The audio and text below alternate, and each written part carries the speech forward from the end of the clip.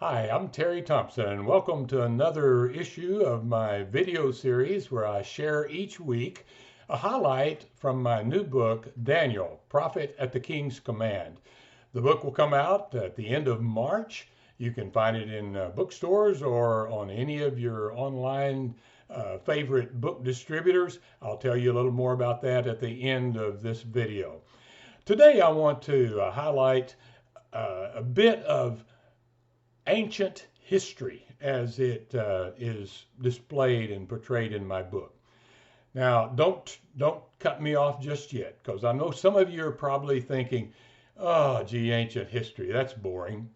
Well, history can be boring, I'll admit, but it comes alive when you can connect it with a biblical character like Daniel that you have grown to love over your lifetime, I'm sure.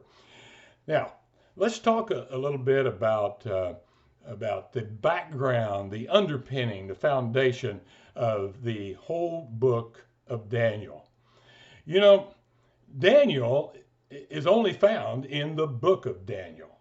It's not found anywhere else in the Bible.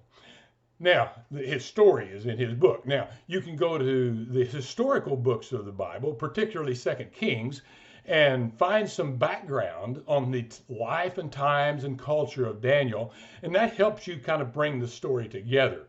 But even much more than that, you can delve into secular history, where there have been volumes written about these times of the 7th century BC, what the culture was like, what the politics were like, what the kingdoms were like, and so on. And that is what my book is about. It brings together all of this secular history, the book of Daniel, the historical books of the Bible, to make this story what it is. Now, I've said before, I believe God gives us what we really need to know and what He wants us to know in the biblical accounts.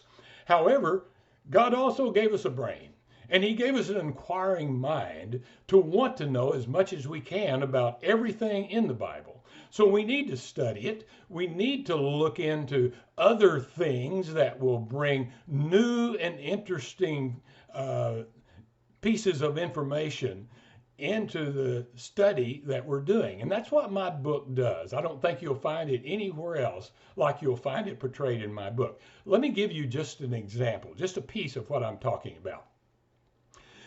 When you look at the setting of the beginning of Daniel, you have to realize that in the middle 7th century BC, the entire world, the centerpiece of the world, as it was known at that time, was controlled and under the oversight of the Assyrian Empire.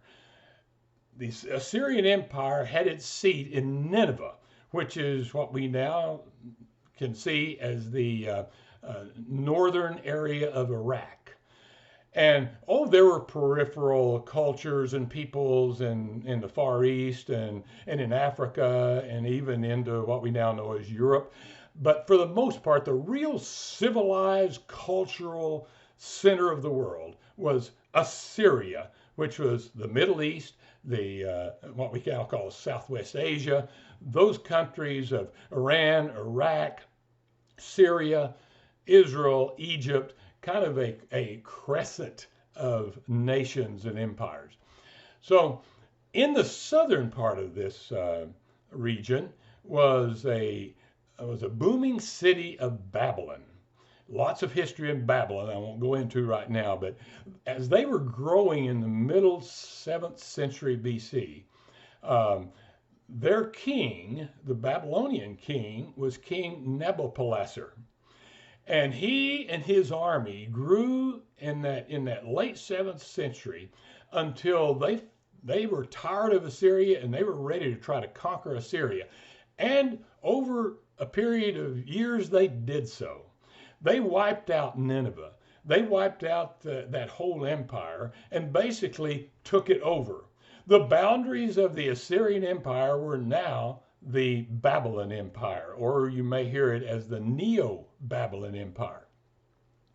So King Nabopolassar whose son was Nebuchadnezzar, sent Nebuchadnezzar as the general of his army off to the west toward the Mediterranean to start conquering those countries, those nations, those cultures, to make sure that they were subservient to his Babylonian empire.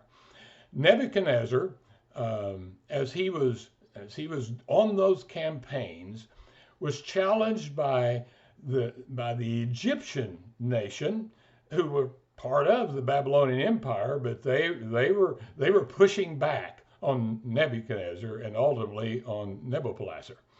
And they met up in what we now know as northern Syria in a city called Carchemish.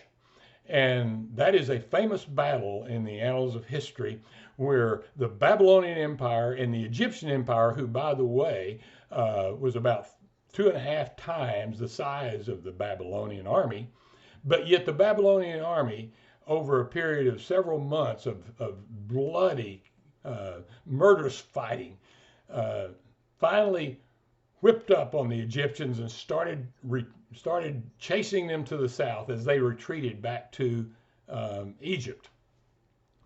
During this time, about the time that Nebuchadnezzar was in the vicinity of Jerusalem, tailing the Egyptians back south, got the word that his father, Nabopolassar, had died.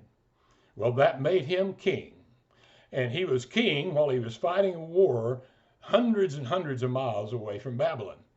Now, they did a field coronation, made him king, and he decided at that point that he had pretty well whipped up on Egypt, and he had his sights on Jerusalem. He wanted to solidify his hold on Judah and its capital of Jerusalem at that time. So he set up a standoff just to the west of Jerusalem. Jerusalem's king at that time was Jehoiakim, who was not a godly king, was a weak king, and basically he allowed Nebuchadnezzar to do a bloodless takeover of Jerusalem. So he came into Jerusalem, and as a part of that takeover, took so many of their treasures, their temple treasures, just kind of wiped out their economy, and was going to take it all back to Babylon. And he asked one of his people to gather together several of the young men, the young teenagers, who were physically fit, who were smart, who were some of the elite, come from some of the elite families of Jerusalem. And he was going to take these kids back and make them his servants in Babylon. Daniel was one of those kids. Now, you don't find that picture anywhere but Daniel. Now, let's stop right there.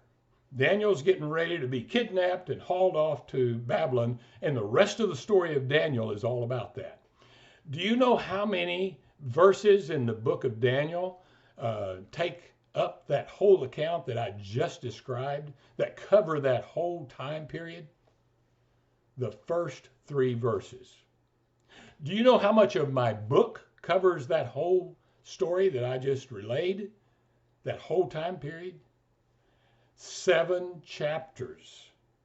So as you can see, I bring a lot of secular history just to lay the groundwork to this story. I go back and do a lot of research into the biblical history books and bring it into this story.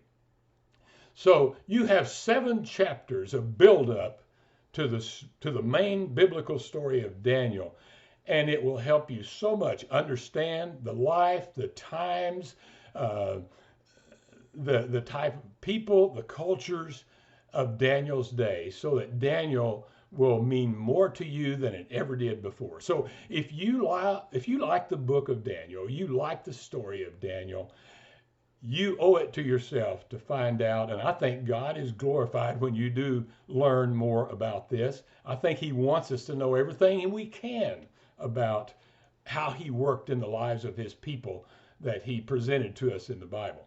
So if you want to know that, then you need to get my book. I can honestly say, I think my book is the only place you're going to find this whole context surrounding the book of Daniel. So go to my website, terrythompson.com. You'll see the whole thing there. Look at my blogs. I've got many of these videos that you can go back and review.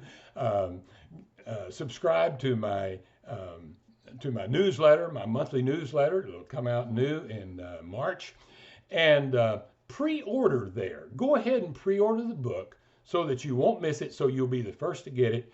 You can do that at Amazon or any of the online stores.